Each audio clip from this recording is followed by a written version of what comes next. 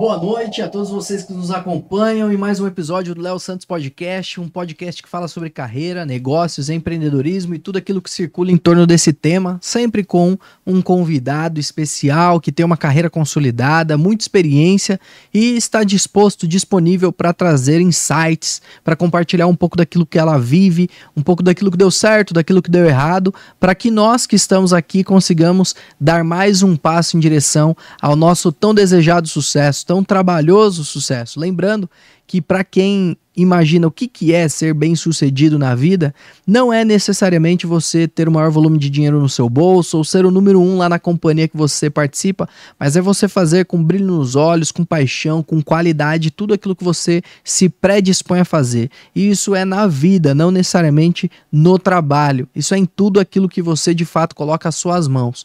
Então, se você compreender que aquilo que você faz, aquilo que você coloca às mãos é uma bênção, é uma dádiva divina, então você com certeza vai fazer com um nível de qualidade altíssimo.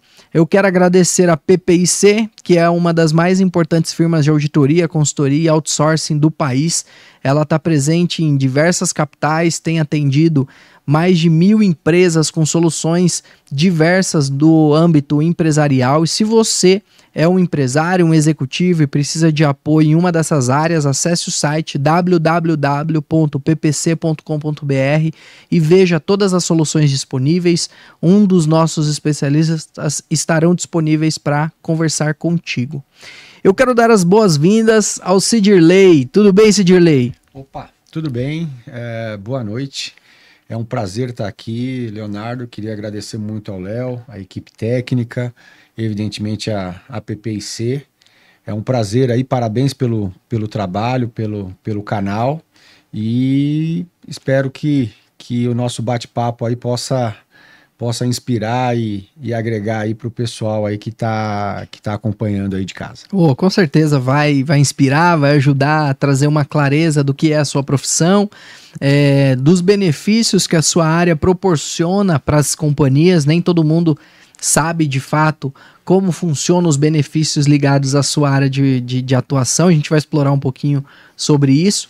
Mas, Cidirley, hoje você é CEO de uma importante empresa de consultoria que a Gestiona, né, que atua na área de lei do bem e várias outras questões, né? Acho que você vai explorar um pouquinho mais aqui. Mas, antes de você se tornar o CEO, o fundador de uma importante empresa que ajuda várias grandes companhias a terem sucesso no seu âmbito de atuação, você um dia foi um jovem sonhador que decidiu se tornar engenheiro, certo? Então, da onde surgiu esse sonho? Vamos buscar lá atrás. Como é que foi esses primeiros passos aí da sua história? Bem, Leonardo, se a gente for olhar lá atrás, né, eu vim de uma origem bem simples aí. Minha mãe trabalhou em escola da prefeitura, escola pública, né, da prefeitura durante muitos anos, né, na parte ali administrativa. Meu pai foi metalúrgico, né, boa parte da vida, e eu sou o caçula de 3, né, nós somos em 3 irmãos, né, eu tenho um irmão mais velho, e já até adiantando aqui algo que vai ser questionado, ele sem dúvida é uma inspiração aí para mim. Eu tenho uma irmã,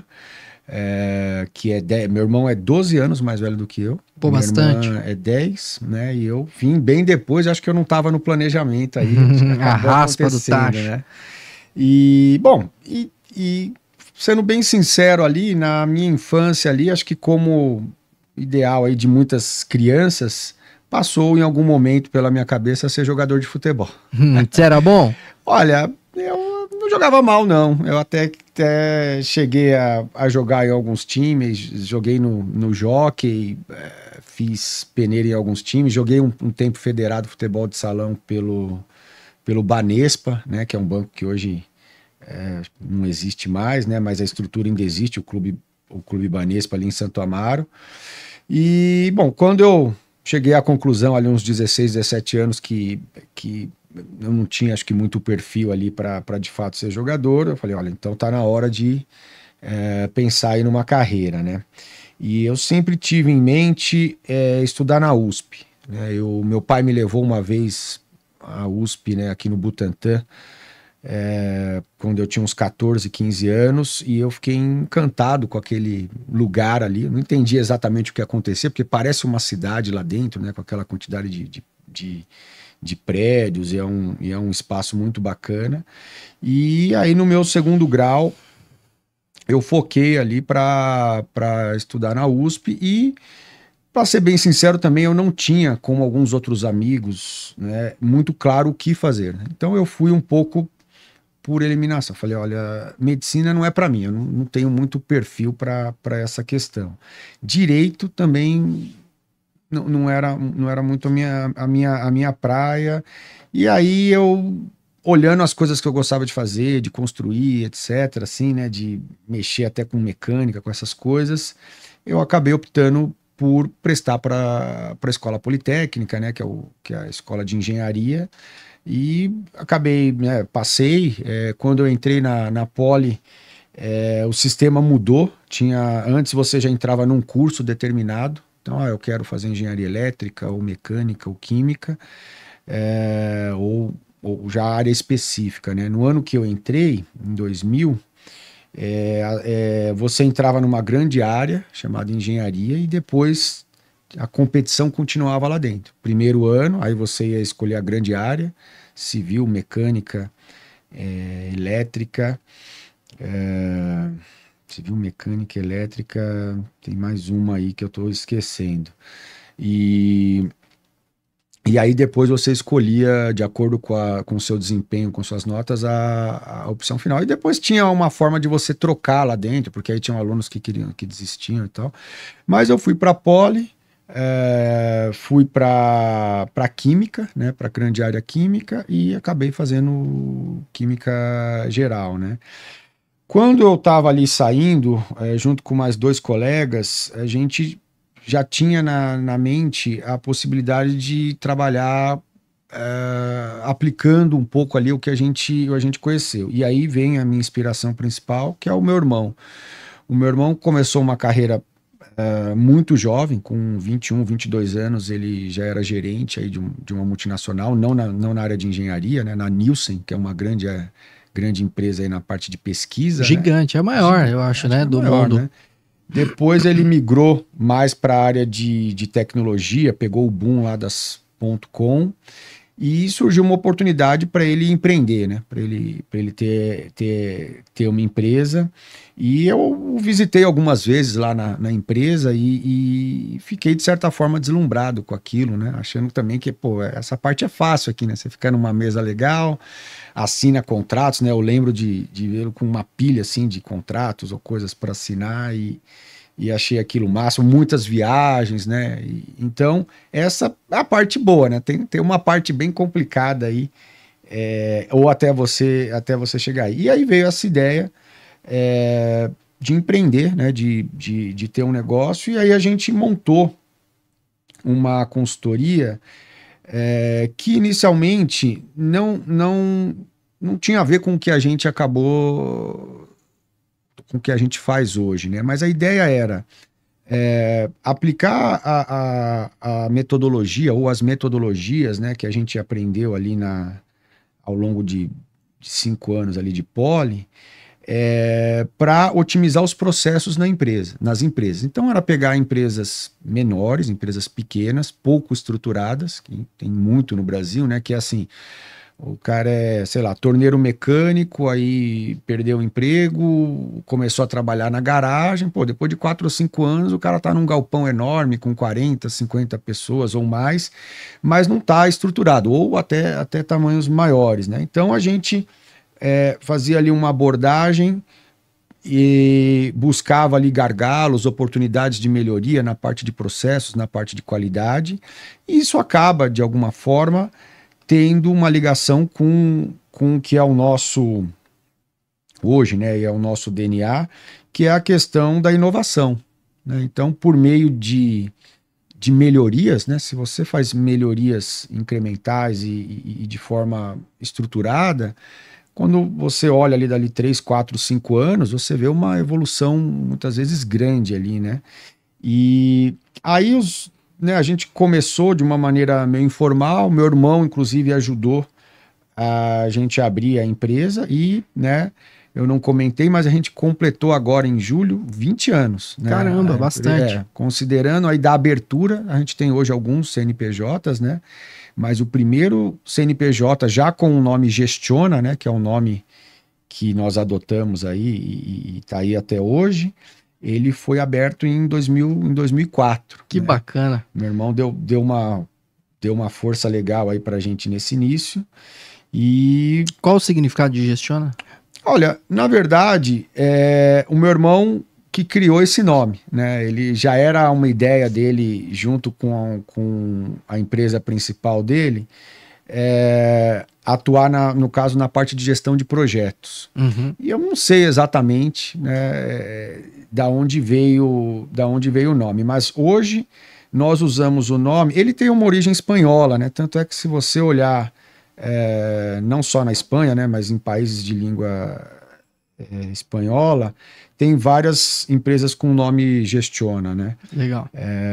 Mas assim, a gente relaciona a Gestiona, o T de tecnologia e o I de inovação. Então é fazer gestão em tecnologia e inovação. Bacana, então, deu uma identidade complementar. Mas se eu falar que inicialmente, quando o nome foi pensado nisso, não é a verdade. Mas hoje a gente busca uma identidade mesclando esses três termos aí, né? Gestão, Legal. tecnologia e inovação. Aí os meus dois colegas foram atuar com outras coisas depois, né? Decidiram te abandonar. No bom sentido. Um acabou indo inicialmente para o Canadá, emendou mestrado e foi fazer doutorado lá, e o outro acabou indo para a Inglaterra.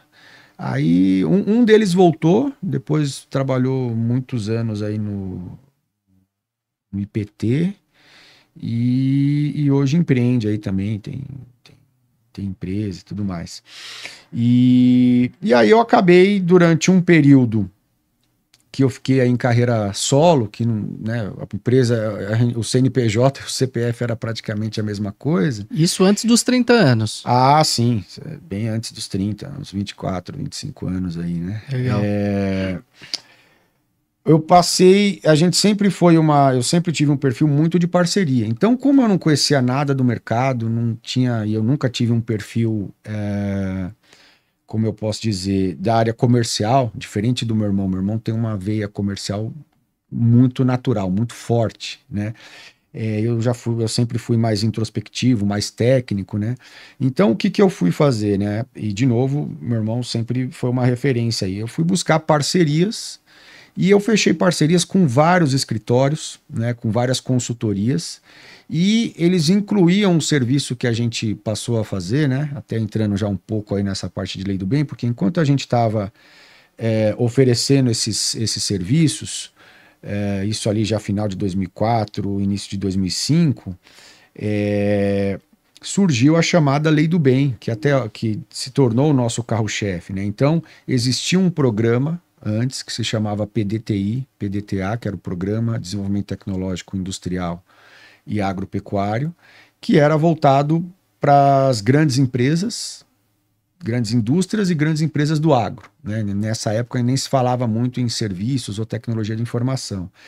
E o governo resolveu remodelar esse mecanismo. Então montou-se lá um grupo de trabalho, né? Chamaram aí especialistas da USP, da Universidade de Brasília, Rio de Janeiro e tal, montaram um grupo, fizeram uma análise do que existia de incentivos em outros países, com base principalmente na Europa, e adaptaram, né, para a Lei 11.196, que ficou conhecido como Lei do Bem, não só pelo incentivo à inovação, mas por uma série de mecanismos, são 17 capítulos, que visam o desenvolvimento econômico do país, né? Então lá tem parte da lei voltada até para o Simples Nacional, questões de importação, né, para facilitar a importação e outras coisas.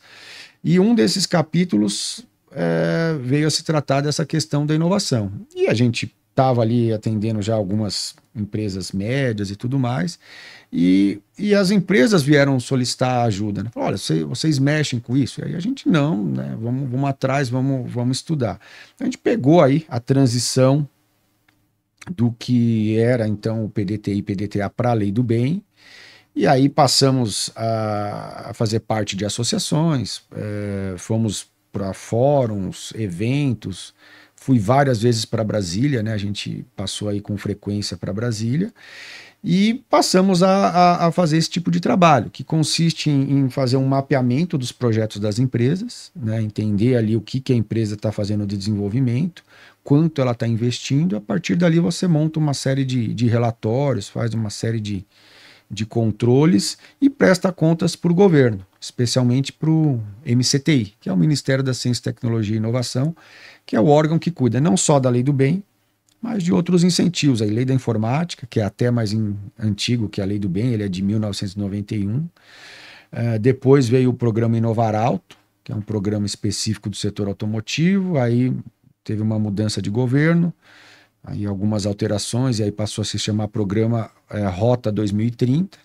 Então as montadoras tinham uma meta aí para ser cumprida em termos de segurança veicular e questões ambientais, né, até 2030, e depois, com a entrada do governo Lula aí no ano passado, eles reformularam alguns aspectos da lei, expandiram aí, então não só as montadoras, mas também toda a cadeia automotiva aí, o pessoal de autopeças, e aí eles renomearam aí para programa Mover, né, que é programa Mobilidade Verde aí, né? E aí a gente acabou entrando nesse universo, a época mais lei do bem, na sequência lei da informática. Você enxergou que isso tinha ligação com a sua área, tinha uma demanda e que poderia ser uma oportunidade de alavancar o negócio. Exato. Aí, como o meu irmão já tinha empresa na área de tecnologia da informação, né, ele já trabalhava aí com a parte de data centers, né, storage e tudo mais, ele conseguiu indicar ali algumas empresas aí, né, para a gente começar, e alguns parceiros, né, alguns conhecidos aí, que atuavam na área comercial e já tinham networking com algumas empresas, e isso facilitou para a gente expandir. Mas ainda assim, a gente fez muita parceria. Teve uma época, Leonardo, uns 4 ou 5 anos, que eu devia ter assim uns 7, 8 cartões de visita. Caramba. Porque, como a gente era muito pequeno, é a mesma coisa. Se eu fechasse uma parceria com a PPIC, né, à época lá, praticamente sozinho, a PPIC ia falar assim, olha, ao invés de você entrar como gestiona, entra como um consultor associado ou parceiro, eu te dou aqui um cartão de visitas, monto aqui um e-mail corporativo e vendo como PPC, porque é até mais fácil eu agregar aos meus clientes um trabalho do que eu falar de uma outra empresa, que aí eu vou ter que explicar quem é a empresa, etc. Então, muitos escritórios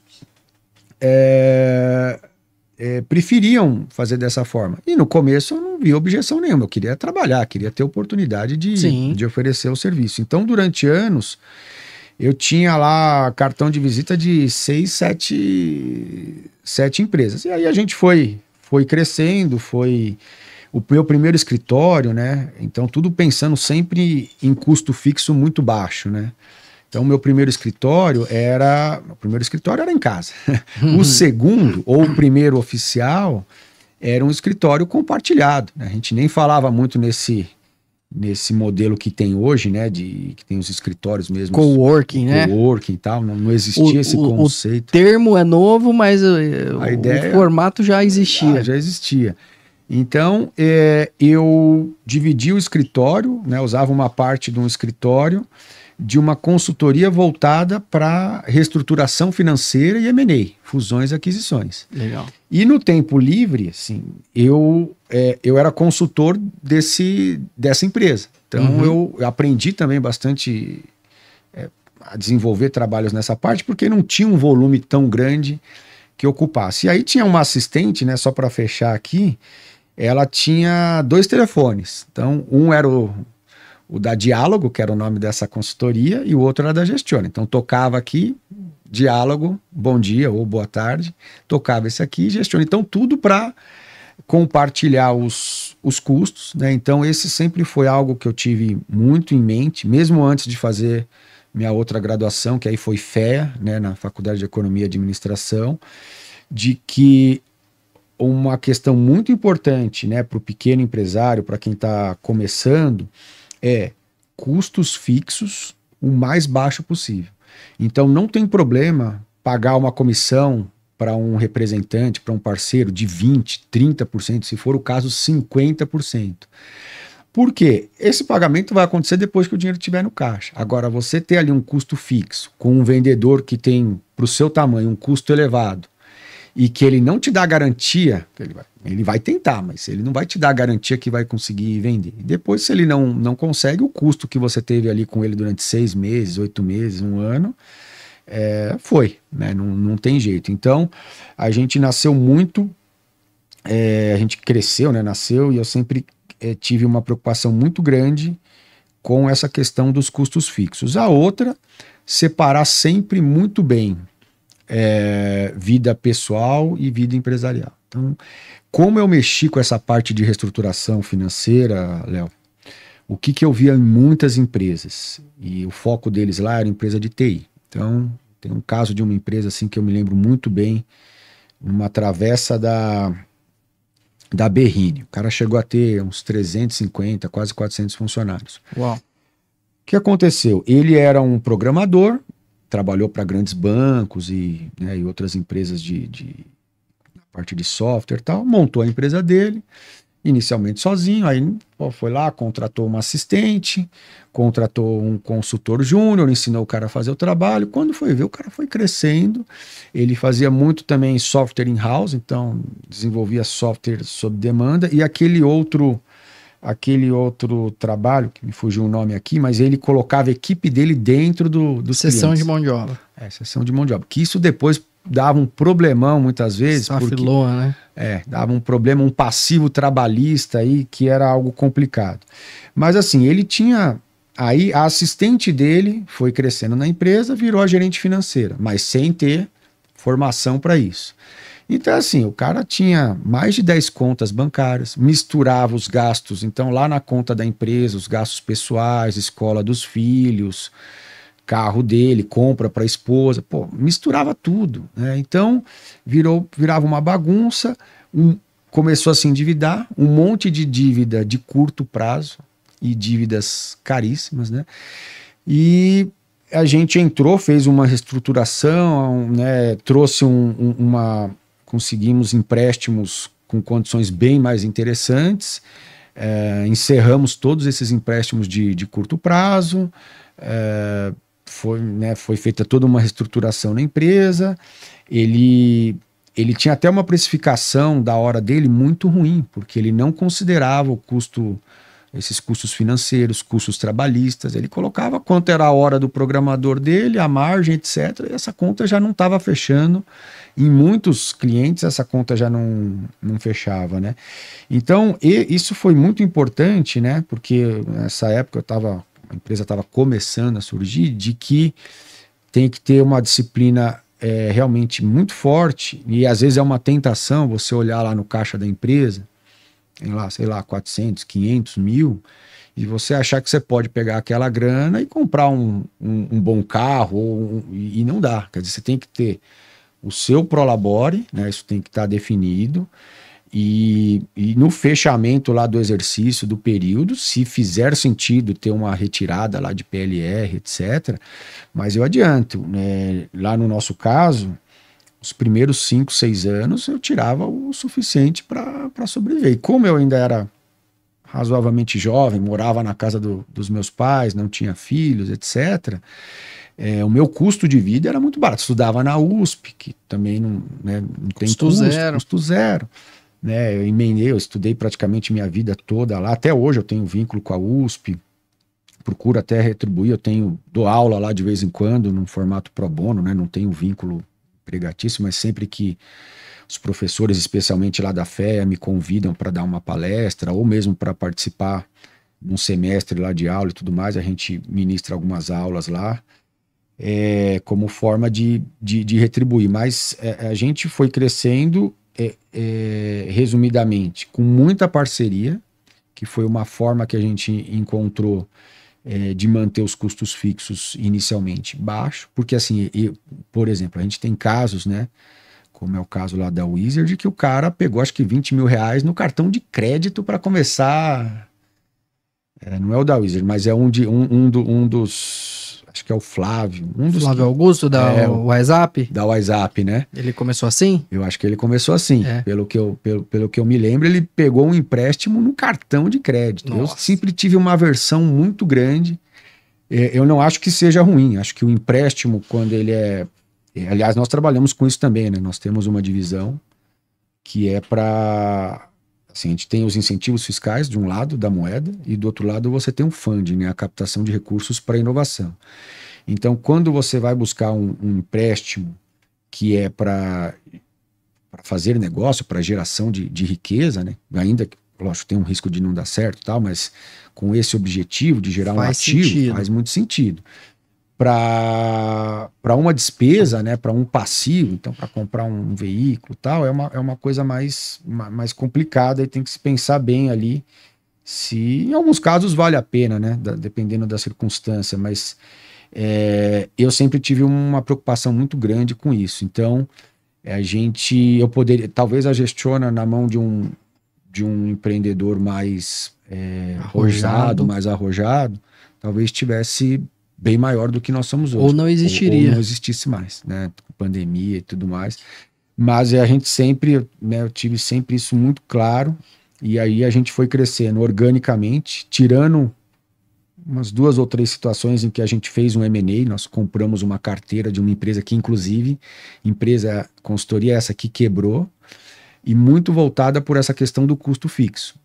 Foi contratando gente, que nem eu tenho até hoje na empresa, um modelo de procurar dar uma participação para o pessoal, né? Então, com isso eu consigo manter a remuneração, que é um custo fixo um pouco mais baixo, e você compensa de acordo com os resultados. Mas também em anos complicados, que nem a gente passou por pandemia e tudo mais, o pessoal entende o cenário. Agora, se você tem os custos fixos altos, na parte de RH, a única maneira de conciliar isso é com demissão, que é a última coisa que a gente quer. Eu, inclusive, assinei no período quando começou a pandemia, montaram lá um manifesto, assim, né, que não haverá demissão, né? Muitas empresas aderiram a isso, e nós aderimos. Não haverá demissão, pelo menos em virtude, lógico, haverá demissão se a pessoa não corresponder ao que precisa, mas não em virtude da pandemia, né? E nos 2 primeiros anos de pandemia, de fato, ninguém saiu Quer dizer, se alguém saiu, foi por livre e espontânea vontade, mas a gente não demitiu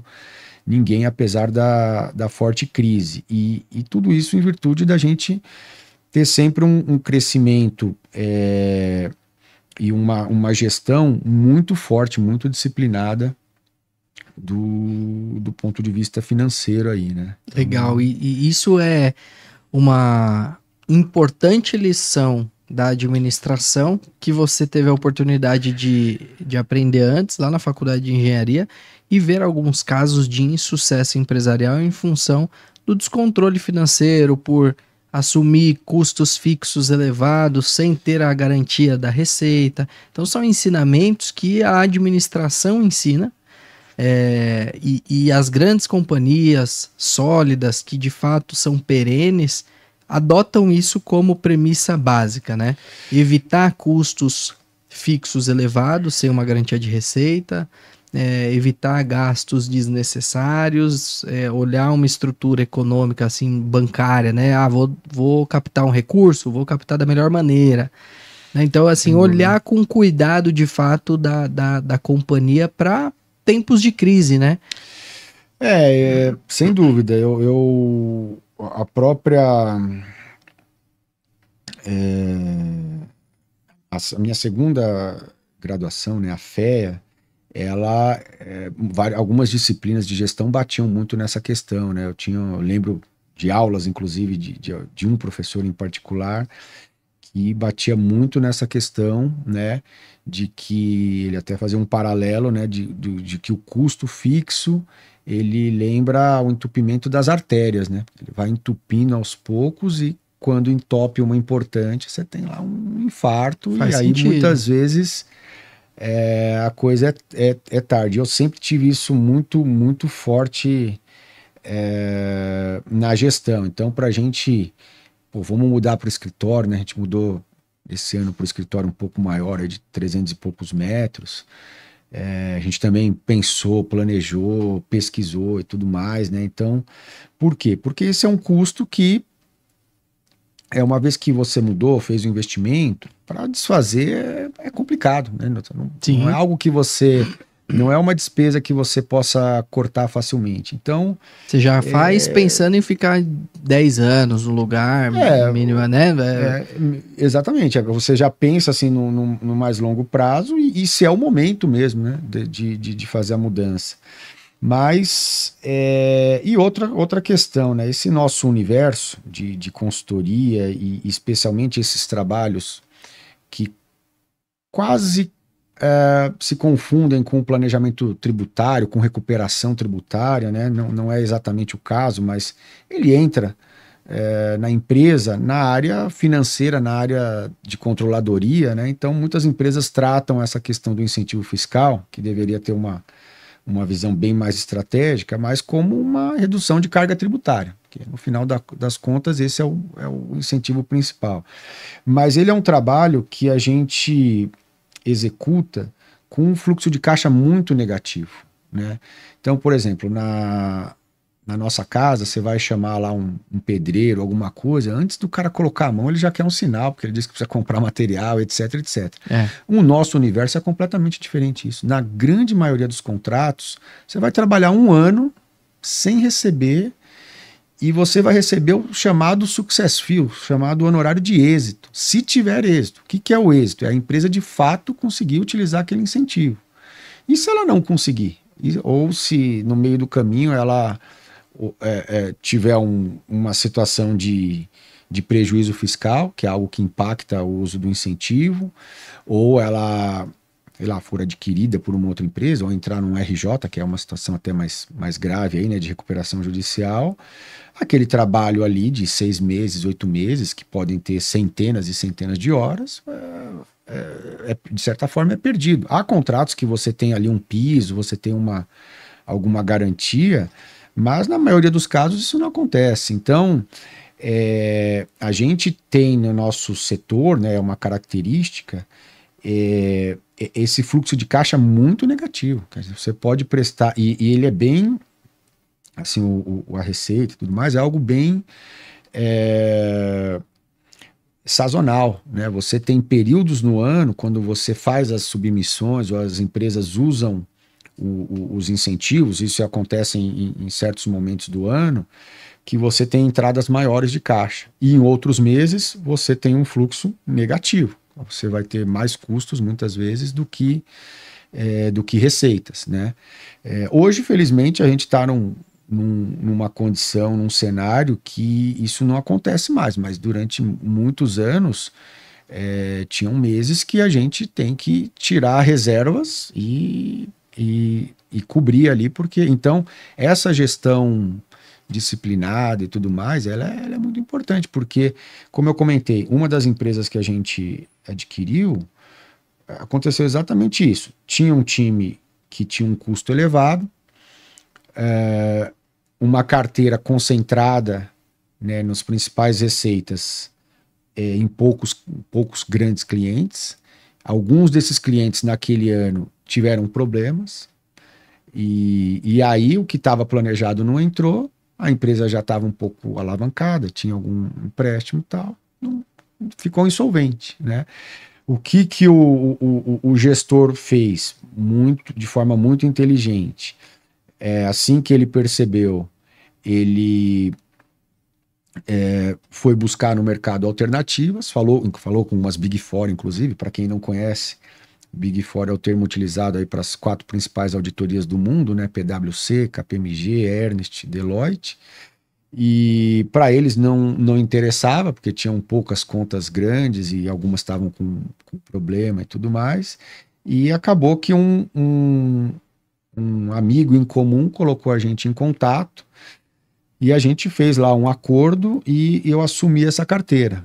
E pro time dele, aí o que ele fez? Ele conseguiu uma posição numa Big Four, que você está aqui, evidentemente, e para minimizar o problema trabalhista que ele teria com uma parte da equipe, ele fez um acordo informal com algumas dessas pessoas e trouxe essas pessoas para formar o time dentro dessa Big Four, que até então não atuava nessa área. Uhum. E aí, com isso, ele conseguiu, de uma maneira até muito, muito inteligente, não ter um problema maior, né? Porque esse é o risco do empresário, especialmente no Brasil, né? Quando você... se você tiver realmente um problema de insolvência, vai chegar nos seus bens, vai chegar no seu patrimônio ali. Então, com o acordo que a gente fez ao longo de um ciclo, aí um ano, né, de trabalho, a gente fez o trabalho em todos os clientes, assumiu os clientes, né, ele foi junto comigo, a gente visitou todas essas, era uma carteira com umas 30 empresas aproximadamente, quase todas, assim, 80% está conosco até hoje. E foi um acordo, e nós nos tornamos amigos, né? Eu já fui à casa dele e tal, conheço o filho dele, etc. Mas assim, se ele não tivesse encontrado isso nesse curto espaço de tempo, ele teria tido um problema muito grande, provavelmente. Muito grande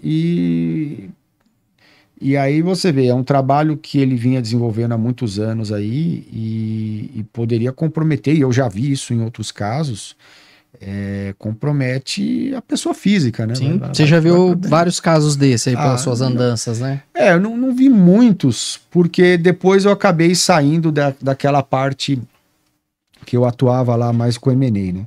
Essa parte de M&A você atuou por um pequeno período de tempo 2, só. 3 anos. Legal.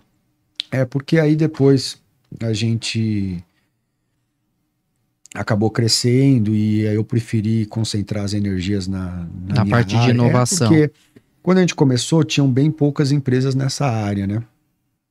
Como esse mecanismo nasceu fora do Brasil, lá para 2009, 2010, empresas estrangeiras começaram a chegar aqui, porque esse mecanismo já estava consolidado, especialmente na Europa. Outras consultorias aqui viram oportunidade e se estruturaram, né? Tinham consultorias também que já atuavam até antes do que a gente em outras áreas e também viram nessa área uma oportunidade. As próprias Big Four e outras grandes empresas de auditoria ou escritórios de advocacia também incluíram isso no portfólio.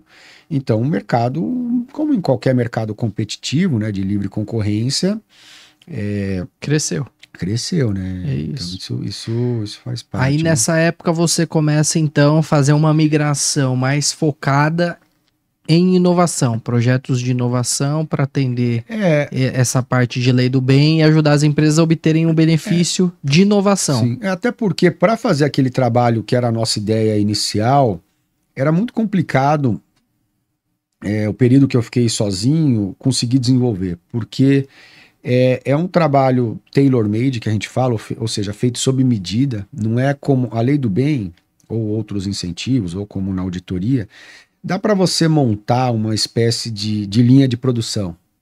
Então você monta ali especialistas que vão avaliar projeto, outros vão cuidar da parte de dispêndios, depois outros vão estruturar o formulário. Tem várias formas de você montar. Você pode montar equipes específicas por segmento. Então, olha, tem uma equipe específica para empresas de software, outras para o setor mecânico automotivo, outra para químico, petroquímico, farmacêutica, tintas, sei lá, que tudo que a base por trás é a química, né? Uhum. Agora, nesse outro, não, ele é um trabalho muito feito sob medida. E aí demanda um pessoal que seja mais sênior, né? E é um time um pouco maior para você, porque assim, para alguém deixar você entrar na empresa, né? E deixar você mexer em como as coisas são feitas, você tem que saber o que você está fazendo e E precisa fazer antes um estudo realmente detalhado ali, porque você vai parar a produção, né? Eu lembro de um caso, a gente parou uma etapa da produção para mexer num molde que produzia 4 peças, vamos fazer isso aqui produzir 16, mas a fábrica vai parar um período aqui para fazer esse negócio. Então vocês sabem o que vocês estão fazendo. Então, para fazer isso sozinho, e ainda vende, cuida do administrativo, e não dava, né? Uhum. Então, quando a gente separou, isso meio que descontinuou, né? Terminei alguns trabalhos que estavam em andamento ali, e a gente viu essa oportunidade na parte de incentivos e acabou pegando mais forte aí nessa parte, né? Legal. E, como eu falei, trabalhamos em parceria aí, durante bastante tempo, né? Inclusive, a gente talvez não seja tão conhecido, o pessoal talvez não tenha a dimensão, porque muitos trabalhos, centenas de formulários, né, de empresas ao longo desses anos, foram feitos em nome de outras empresas. Que venderam seus projetos. Que venderam, exatamente. Inclusive, a gente teve uma parceria, que foi até uma parceria até um pouco mais fora do formato, com uma Big Four, que durou uns 4 anos aí aproximadamente, em que a gente atendeu a carteira deles inteira, para a lei do bem, lei da informática, parte de captação de recursos para inovação. Legal. Aí eles se estruturaram e aconteceram algumas questões lá em relação aos sócios e tudo mais, e aí eles acabaram internalizando, né? E hoje eles têm uma área interna e dedicada a esses trabalhos, né? Mas foi uma parceria aí que foi muito válida aí pra gente, a gente aprendeu bastante. Tivemos a oportunidade, Léo, nesse período, de atender algumas empresas, aquelas empresas que a gente chama assim de classe mundial, que você que trabalha em auditoria conhece bem, que só gira entre essas Big Four, né? Sim. Então, é um ciclo ali, é um clube que só eles participam. Então, a gente atendeu um conjunto de empresas que, da Gestiona, a gente não conseguiria acessar, né? Então, foi um período bem bacana aí. Eu ainda tenho um ótimo relacionamento com várias pessoas que permanecem lá nessa Big Four. E tem sido uma jornada aí muito interessante aí pra gente aí ao longo desses anos. E como você começou cedo, você é uma pessoa jovem e já tem uma empresa consolidada, né? O que você vislumbra para o futuro, assim, como você enxerga a Gestiona nos próximos anos, nas próximas décadas? É uma ótima pergunta. Lá em 2014, quando estava ali aquele turbulência ali já envolvendo o governo Dilma e tudo mais, o principal mecanismo aí, que é a lei do bem, saiu uma medida provisória que estava suspendendo esse mecanismo, né? Acabou, essa medida provisória ficou vigente acho que uns 3 meses, alguma coisa assim, mas foi o suficiente para acender um grande alerta, não só em mim, mas nas empresas que atuam nesse segmento. Por quê? Até aquele momento ali, a lei do bem era, sei lá, 70%, 80% do faturamento. Então acendeu uma luz, né? Eu fui conversar com o meu irmão, com outras pessoas e tudo mais. Falei, olha, eu preciso diversificar as coisas, porque se essa canetada viesse e ficasse mesmo e acabasse, do dia para a noite, nosso principal ganha-pão aí, né, nosso principal negócio acabaria, né?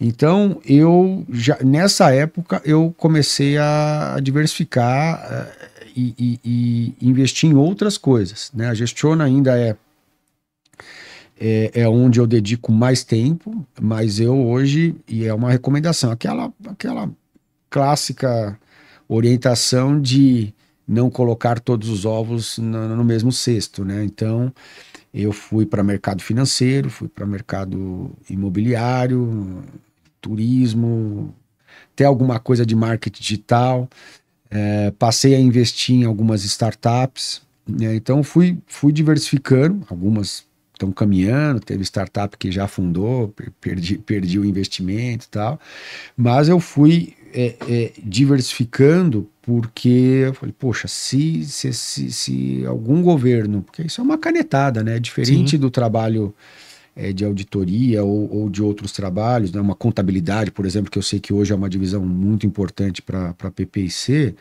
Não é que a gente imagina as empresas sem contar, ainda mais aqui no Brasil, que a legislação muda o tempo todo. Mas a lei do bem, ou a lei da informática, ou o programa Mover, ou mesmo as linhas, né, que o tempo todo elas se alteram aí, né, FINEP, BNDES, FAPESP, etc., é algo que tem um risco elevado, né, de certa forma. Então, eu já lá atrás comecei a fazer uma diversificação, que é algo que eu recomendo muito, né? E, em particular, buscar o que a gente chama de... que às vezes o pessoal atrela isso muito ao mercado financeiro, mas eu acho que isso não se aplica só ao mercado financeiro, que é a chamada renda passiva. Como que eu posso investir sem que eu tenha que dedicar algo que fica cada vez mais caro para a gente com o passar dos anos, que é o nosso tempo, né? Então, que nem o pessoal muitas vezes acaba indo aí para o mercado, que eu cheguei a avaliar algumas oportunidades, até conheço gente que, né, fez investimentos aí e está muito bem, que é, por exemplo, a parte de franquias. Uhum. Se você conseguir encontrar uma franquia que você não tenha que ficar lá dentro da franquia, poxa, bacana, que é difícil, né? Que é difícil. Agora, na maioria dos modelos, ele coloca lá um retorno, né, o franqueador, né, que é quem realmente ganha muito nesse modelo, só que ele não revela o seguinte, ó, tem o seu custo de você ficar lá cuidando de uma franquia disso, imagina uma franquia no shopping, né, que abre aliás, tem uma PEC aí que deve estar incomodando bastante aí, que vai mudar o sistema a regra de trabalho aí, né? Já teve um número mínimo tá sendo aí. Discutindo aí tá o sendo negócio. discutida, mas assim, tá com uma força considerável aí no nosso Congresso, né? Então, mas imagina lá, quem tem uma franquia, poxa, aí fala, você vai ter o retorno ali em 2 anos, mas pô, você está considerando as suas horas lá dentro? Aí o retorno nunca vem em 2 anos. Então, a ideia é, na medida do possível, buscar investimentos em que você tenha um tempo mínimo atrelado àquilo. E um retorno atraente ao longo do tempo, né? E um retorno atraente. Então, esse é um outro ponto para se considerar. A gente estava conversando antes aqui do nosso bate-papo, de que, e também é uma regra bem conhecida, que é a seguinte, né? Se você trabalha com aquilo que você gosta, aquilo é um hobby, é muito mais fácil você se dedicar ao tempo que for necessário para aquilo, porque às vezes o pessoal vê a colheita e não vê a plantação, né? Então, voltando até lá para quando eu vi o meu irmão, mas foram anos sem tirar um período de férias legal, trabalhando no final de semana, cansamos de virar noites para entregar relatórios para o governo, porque você estava lá terminando com o planejamento. Aparecem 2, 3 clientes em cima da hora. E aí, você vai abrir mão do cliente? Ainda mais no nosso setor, que o cliente tem tudo para se tornar um cliente recorrente, né? Porque é um trabalho contínuo, né? Não, você vai abraçar, mas precisa fazer com qualidade, você tem tempo curto, não tem jeito. Então, tem que virar à noite. Tem que virar à noite. Então, isso aconteceu muito. Nos últimos anos, felizmente, a gente montou um time, uma estrutura, e também você vai aprendendo, né? Sim. Aprendendo com os erros e com os acertos, né? Exatamente. E vai montando um time sênior também, montando uma estrutura que você já separa espaços ali na estrutura e no time, prevendo a entrada de clientes de última hora. E acontece, né? Felizmente acontece, e quando acontece você tem que estar preparado. Mas isso é uma jornada também que quem quer empreender aí tem que se preocupar, né? Tem que se preocupar. Se fosse para você relembrar alguns erros que você cometeu ao longo dessa jornada, que vem à sua cabeça? Olha,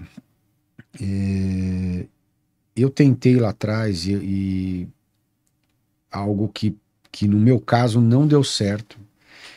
E eu acho que esse é um dos motivos da Gestiona não ser tão grande hoje, que é assim, se a gente estudar aí boa parte das empresas em qualquer setor, ela pode ter, ela normalmente até tem um cara que é a cara da empresa. Você pensa na Microsoft, você vai pensar no Bill Gates, mas você tem o par dele, foge o nome lá e tal. Você pensa na Apple, não tem como você não associar o Steve Jobs, mas você não pode esquecer do Wozniak, né, que era o cara que programava lá, que estruturou lá as primeiras, né, o primeiro programa, o primeiro computador, etc. Então, eu tentei no começo, depois da saída desses dois colegas, ter um sócio. E, e aí eu até me lembro de uma fala do fundador do Pão de Açúcar, que fizeram a mesma pergunta para ele, qual o maior arrependimento? No caso dele, ele falou que foi um contrato mal feito com a Cassino, que não estava tudo previsto e aquilo virou uma bomba lá para o Pão de Açúcar, para o GPA, né, para o Grupo Pão de Açúcar e tudo mais. No meu caso, não posso. O contrato também, acho que o contrato foi um problema, me levou até a me afastar de uma pessoa que era bem próxima, duas na verdade. Uma nem foi um desentendimento, a gente decidiu ir para rumos diferentes, né, e aí a sociedade não vingou. Depois de alguns anos, pintou uma oportunidade de um amigo. Na verdade, ele se tornou amigo, mas a gente se conheceu no mundo dos negócios e virou amigo. Não é que isso é outra coisa. Eu sempre tive uma aversão a misturar amizade e família com trabalho, né? Vi casos na minha família, inclusive, e no meu caso, acho que não daria certo. Então, uma coisa eu te conheci no trabalho e nós nos tornamos amigos. Ótimo, eu faço o possível para que isso aconteça. Mas se a nossa amizade precede o mundo do trabalho, é muito complicado os casos que eu vi, ou um familiar ou um amigo de infância, por exemplo, e você dá lá uma oportunidade para ele ou para a esposa ou não sei o quê. Porque se depois você tem um problema, aquilo é como um empréstimo. Você emprestar dinheiro para um familiar, para um amigo, é um negócio que normalmente não acaba bem, né? Então, no meu caso, eu acabei carregando o piano na Gestiona, em termos de sócio, sozinho. E eu acho que isso limitou, porque acaba sendo um gargalo. Quer dizer, hoje eu tenho uma estrutura muito melhor, mas nos 10, 15, 10, 12 primeiros anos, eu nunca consegui viajar em paz. Então você vai viajar, mas se tem um problema com o cliente, tem que fazer um contrato, alguma coisa que é mais complexa, eu tenho que estar lá, não importa onde eu estou, vou ter que. Hoje eu tenho uma estrutura melhor. Mas se eu tivesse um ou dois sócios, como eu vejo outras empresas ou escritórios de advocacia, eu imagino que na PPIC também seja uma estrutura. É diferente associado, não estou falando do associado, aquela pessoa que tem uma participação lá de 0,5%, 1%, alguém que está lá com sócio com um valor substancial da empresa, né, acima de 20%, etc. Porque eu acho que dois ou três, quando tem a sinergia, eles são capazes de gerar um resultado que não é a soma, é a multiplicação, é muito mais do que sozinho. Então, esse é um outro, é um recado e um ponto de atenção. Você montar um negócio sozinho, a não ser que você tenha aí você já tem recurso, mas se você não tem, o ideal é você encontrar aí uma pessoa que é quase um casamento, né? E pode ser pior que um casamento se isso for mal feito, pode gerar um problema seríssimo. Mas esse para mim foi sempre um complicador. As outras empresas que eu conheço, no meu setor, né, até mesmo quando eu falo do meu irmão, ele é o sócio majoritário, mas ele tem outros sócios relevantes dentro da empresa. E isso não acontece na Gestiona, né? Eu tenho associados, mas eu não tenho sócios. E isso não é uma coisa boa. Não é, porque você acaba tendo que carregar e E você passa ao longo dos anos por muitas crises, por muitos momentos que você não dorme legal, perde um cliente que é importante, assim, ou perde 2 clientes numa semana, e acontece isso por motivos diversos. Não tem com quem dividir isso. Eu divido, graças a Deus, eu tenho uma esposa, que já está comigo, a gente é casado desde 2010, mas estamos juntos há mais tempo, e eu compartilho com ela, mas, lógico, tem algumas pessoas na empresa que eu compartilho, mas não é a mesma coisa. Sim. E também, como líder... Tem um limite. E você não pode mostrar fraqueza ali, porque senão, se a galera vê o líder capengando, então, aliás, esse é um outro ponto, né? A gente precisa ter uma preocupação aí grande, né?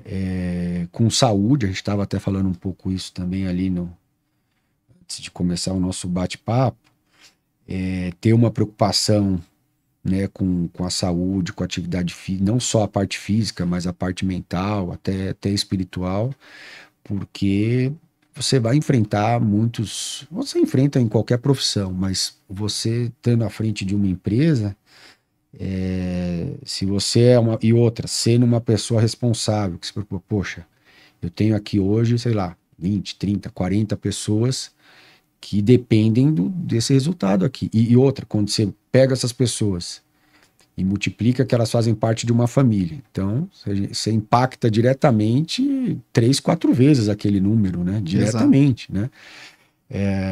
Então, eu vejo isso como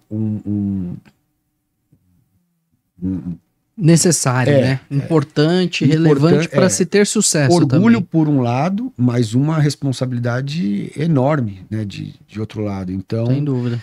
E isso, né, leva a gente para, eu pelo menos, né, a sempre ser um cara bem conservador com as coisas. Bacana. Né, até um pouco aquele perfil assim, melhor a empresa tá rica do que o sócio. Sem Legal. dúvida, cara. Meu amigo, a gente tá chegando aqui pro final do nosso bate-papo. Passa rápido, como eu falei para você, né? E a gente teria assunto para ficar conversando aqui por horas e horas. Mas para finalizar, já que você disse o lado que deu errado, sua visão do que poderia ter ajudado a crescer mais, e obviamente você é um homem de sucesso, tem uma empresa de sucesso, uma família de sucesso, acho que foi importante você falar também do equilíbrio com a saúde.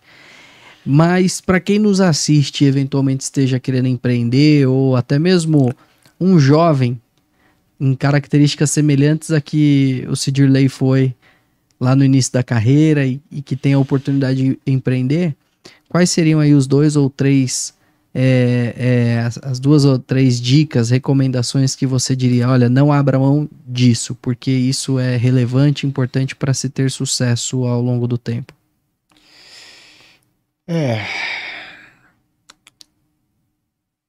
Olha,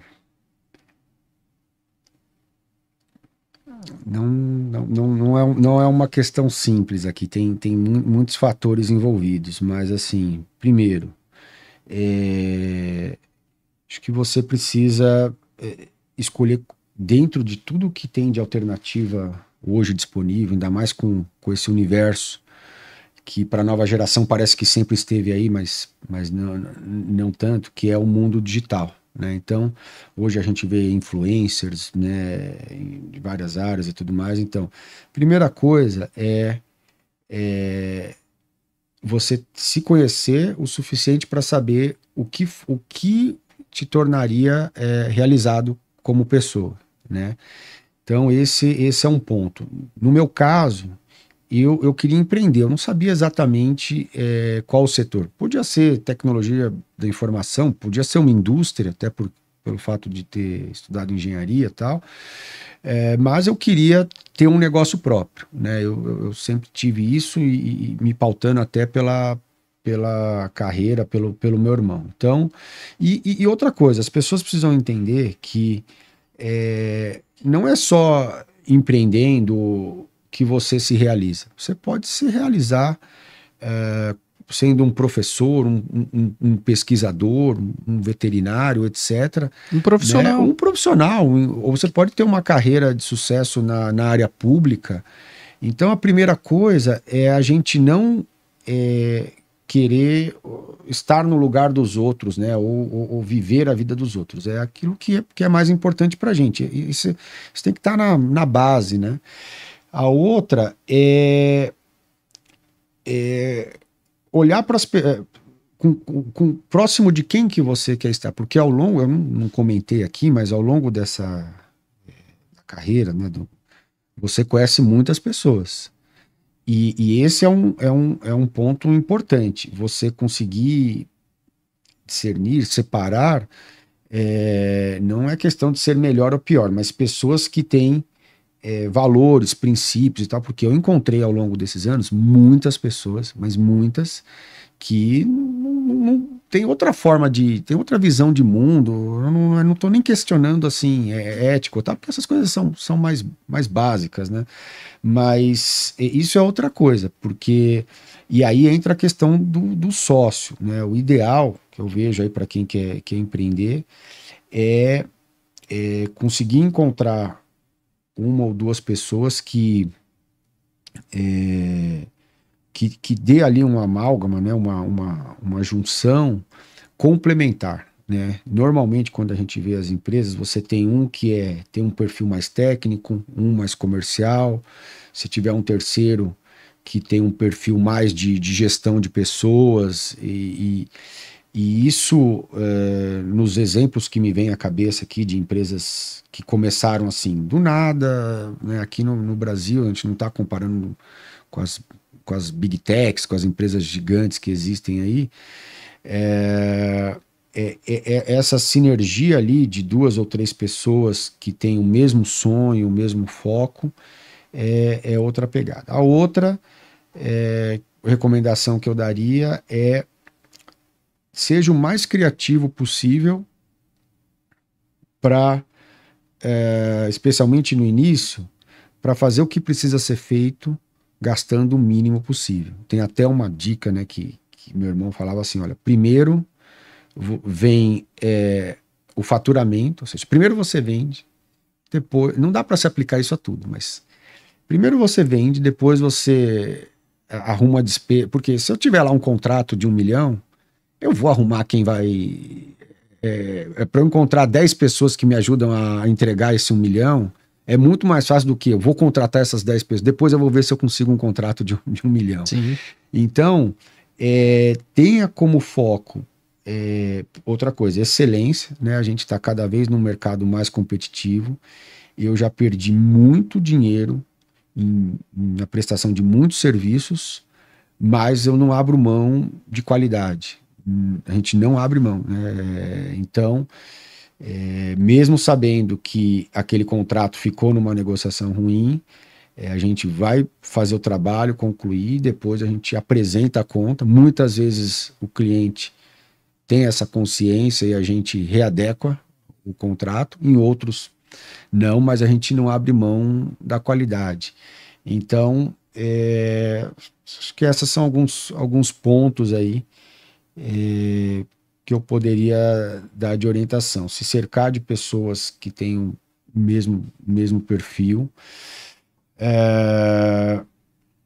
saber que, e isso às vezes para quem não começou ainda pode não ficar óbvio, mas saber que os primeiros anos eu não tenho conhecimento de empresas que nos primeiros anos os sócios não tiveram grandes dificuldades, né? A não ser que assim, a empresa começou porque quem investiu era já um bilionário, tá? E aí é outro cenário. Casos muito específicos, né? Mas se não, a pessoa tem que estar preparada ali para os primeiros anos.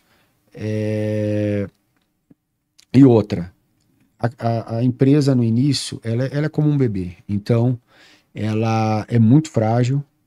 Então tudo que tiver de caixa, de energia, etc., voltar para a empresa. Sim. Não pode, às vezes a pessoa quer no primeiro ano de empresa já tirar um prolabore de X mil, equivalente ao que ela tirava, porque ela, sei lá, era uma gerente de uma empresa, um diretor, e ele quer começar a empresa dele e quer tirar no primeiro ano de empresa o equivalente à remuneração. Não tem como, esquece. Então, você vai ter que descer um nível, se você já chegou nesse patamar da sua carreira, e viver durante um período abaixo, para que esse recurso seja todo reinvestido na empresa. Essa é uma das coisas que são fundamentais. E aí você começar jovem, acho que dá para começar, e a gente tem casos de com todas as idades, mas com o passar do tempo, se você tem família e tudo mais, você vai ter que ter um compromisso da família junto com isso. Então, fica mais desafiador. Mais desafiador, com certeza. Show de bola. Poxa, Cidirley, obrigado por todas essas dicas, por todas essas lições, esses insights aí super bacana que você compartilhou com a gente, e os exemplos da sua própria vida, do próprio sucesso conquistado por você ao longo dessa trajetória. Parabéns, a Gestiona de fato é uma empresa super parceira, traz resultados para o mercado muito relevantes. E a nossa amizade, que nasceu alguns anos atrás, só se fortalece. Também sou muito grato. Obrigado aí pela gentileza e pelo tempo desprendido aí para vir aqui compartilhar um pouquinho da sua história, tá bom? Legal, Leonardo. Eu agradeço muito. Me fez até relembrar aqui de algumas passagens lá de trás, né? Que no dia a dia, com a correria, às vezes a gente não percebe o quanto tempo aí já se passou nessa jornada, e agradecer muito aí a oportunidade. Foi uma experiência aqui muito, muito bacana aqui. Agradecer ao pessoal aqui do podcast, a PPIC aí que permite também ajuda aí na estrutura, e evidentemente aos telespectadores aí, ao pessoal que te acompanha, pelo excelente trabalho aí, que já está se completando aí, acho que 2 anos aí, né, de jornada, e fico à disposição aí do pessoal, caso alguém queira saber mais detalhes sobre algum aspecto, ou alguma opinião, ou alguma sugestão. Em algum local aí deve ter os nossos contatos aí. Coloca aqui na descrição, mas fala o site aí, telefone que puder, LinkedIn. Sim, eu vou deixar o site aí como referência principal, que é o www.gestiona.com.br. Lá tem nosso WhatsApp, tem os links para as nossas redes sociais, e basta mandar uma mensagem lá, dizer que acompanhou aqui o nosso bate-papo aqui com o Léo, e que aí essa mensagem vai chegar ao meu conhecimento aí, eu dou o suporte aí que vocês desejarem aí. Boa.